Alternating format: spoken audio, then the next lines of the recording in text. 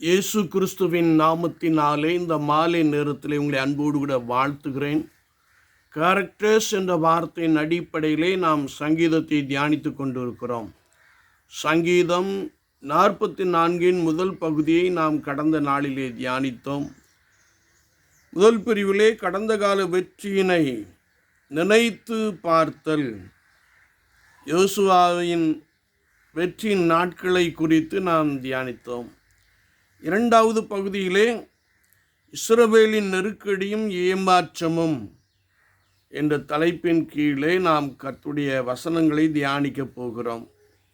சங்கீதம் 44 1 முதல் 16 வசனங்களை நாம் தியானிக்கின்ற போது, ஆண்டவரே, நீர் எங்களை தள்ளிவிட்டீர், எங்கள் சேனைகளோடு வரவில்லை, சத்ருவின் நெருக்கத்தினால் நாங்கள் பின்னிட்டு திரும்புகிறோம், அவர்கள் எங்களை கொள்ளையிடுகிறார்கள், நீர் எங்களை எங்கள் எதிராளிகளின் கையில் ஒப்பு கொடுத்து ஆடுகளைப் போல நாங்கள் சிதறிப்போனோம். ஐயோ, நாங்கள் விலையின்றி விற்கப்படுகிறோம், எங்கள் அயலாருக்கு நிந்தையாகவும் எங்கள் சுற்றுப்புறத்தாருக்கு பரியாசமும் சக்கந்தமுமாய் எங்களை வைக்கிறீர்.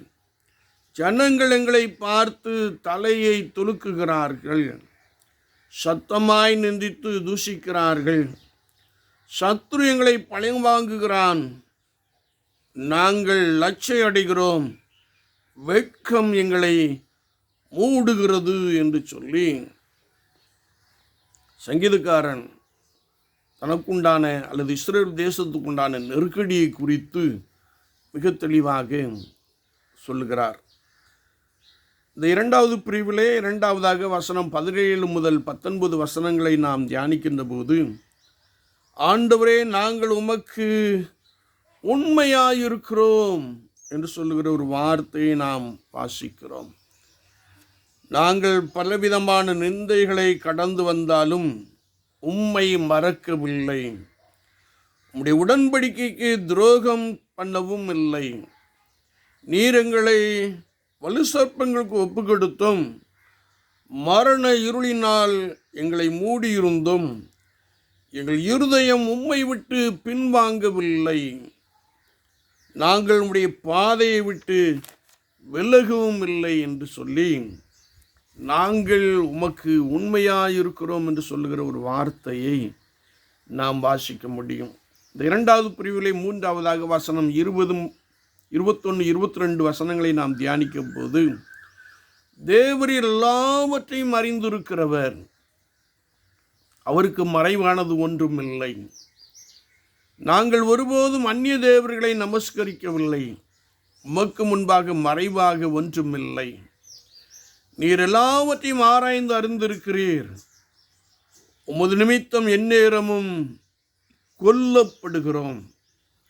ரோமர் 8:35 வசனம் முதல் 39 வசனம் வரைக்கும் நாம் வாசிக்கின்ற போது, உமது நாமத்தின் நிமித்தம் எந்நேரமும் கொல்லப்படுகிறோம், அடிக்கப்படும் ஆடுகளைப் போல எண்ணப்படுகிறோம் என்று எழுதியிருக்கிறபடியே கிறிஸ்துவின் அன்பை விட்டு நம்மை பிரிப்பவன் யார்?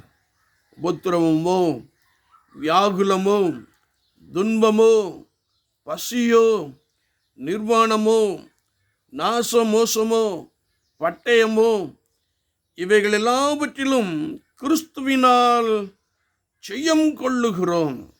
மரணமானாலும் ஜீவனானாலும் தேவதூதர்களானாலும் அதிகாரங்களானாலும் வல்லமைகளானாலும் நிகழ்காரியங்களானாலும் வரும் காரியங்களானாலும் உயர்வானாலும் தாழ்வானாலும் வேறெந்த சிருஷ்டியானாலும் நம்முடைய கர்த்தராகிய கிறிஸ்து இயேசுவில் உள்ள தேவனுடைய அன்பை விட்டு நம்மை ஒன்றும் பிரிக்க மாட்டாதென்று நிச்சயித்திருக்கிறேன். இரண்டாவது பிரிவிலே நான்காவதாக வசனம் 23 முதல் 26 வரைக்கும் நான் தியானிக்கின்ற பொழுது, நம்பிக்கைக்கான ஒரு பிரார்த்தனையை நாம் இங்கே பார்க்க முடியும். எவ்வளவுதான் நிந்தையும் சக்கந்தமும் ஆனாலும் நம்பிக்கைக்கான ஒரு வார்த்தையை நாம் இங்கே பார்க்க முடியும். ஆண்டவரே, விழித்து கொள்ளும், ஏன் நித்திரை பண்ணுகிறீர்? பரிசுத்த மத்தேயு 8:23 முதல் 27 வசனங்கள் வரைக்கும் நாம் பார்க்கின்ற பொழுது, இயேசு கடலிலே பிரயாணமாய் போய் கொண்டிருந்தார். அவருடைய சீஷர்களும் அவர்களோடு கூட இருந்தார்கள். அவர்களுக்கு எதிராக காற்று இருந்தது. இயேசு நித்திரை பண்ணி கொண்டிருந்தார். அப்பொழுது சீஷர்கள் அவரை எழுப்பி, எழுந்து காற்றையும் கடலையும் அதட்டினார். உடனே மிகுந்த அமைதல் உண்டாயிற்று. எங்களை என்றைக்கும் தள்ளிவிடாதையும், எங்கள் சிறுமையையும் நெருக்கத்தையும் பாரும்.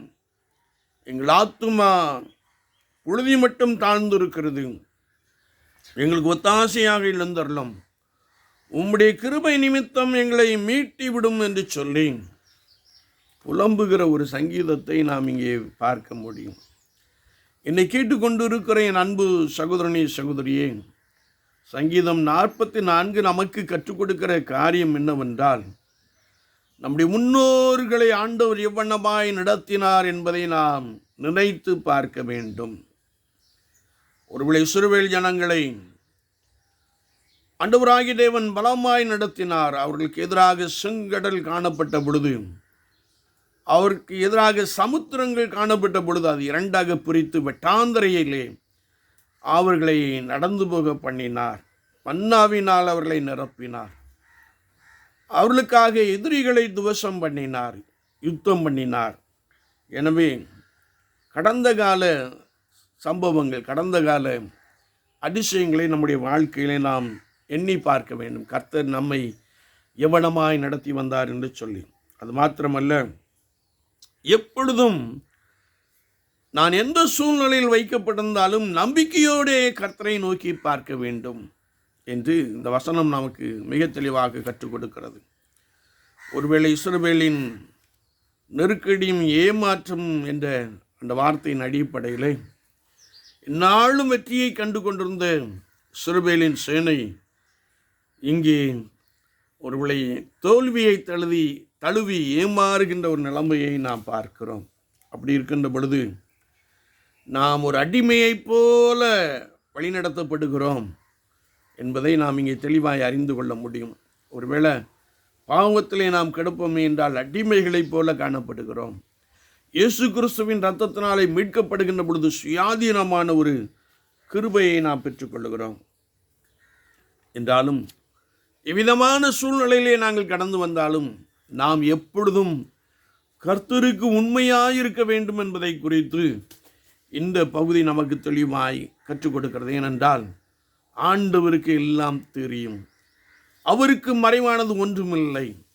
அவர் எல்லாவற்றையும் அறிந்திருக்கிறார் என்பதை நாம் மனதிலே கொண்டு, பாடுகள் மத்தியிலும், உபத்திரவங்கள் மத்தியிலும், வியாகுலத்தின் மத்தியிலும், கண்ணீரின் மத்தியிலும், பசியின் மத்தியிலும் கிறிஸ்துவின் அன்பை விட்டு நம்மை பிரிப்பவன் யார் என்ற அந்த மனநிலையிலே நாம் காணப்பட வேண்டும் என்பதை குறித்து வசனம் நமக்கு ஆழமாய் கற்றுக் கொடுக்கிறது. என்றாலும் ஆண்டவரே நமக்கு அற்புதம் செய்கிறவர், அதிசயங்களை காணப்பண்ணுகிறவர் என்ற நம்பிக்கையோடு கூட அவரை நோக்கி நான் பிரார்த்தனையிலே அமர்ந்திருக்க வேண்டும், காத்திருக்க வேண்டும் என்று இந்த 44ஆம் சங்கீதத்திலே நாம் தெளிவாய் கற்றுக்கொள்ள முடியும். நம்முடைய விசுவாச வாழ்க்கையிலே நாம் எவ்வளமாக காணப்படுகிறோம் சற்று நம்மை ஆராய்ந்து பார்ப்போம். நம்மை கர்த்தருடைய சமூகத்திலே தாழ்த்தி கொள்வோம்.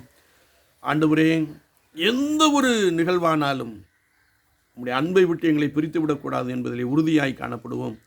கர்த்தர் உங்களோடு இருந்து உங்களை பலமாய் நடத்துவாராக. ஆமீன், ஆமீன்.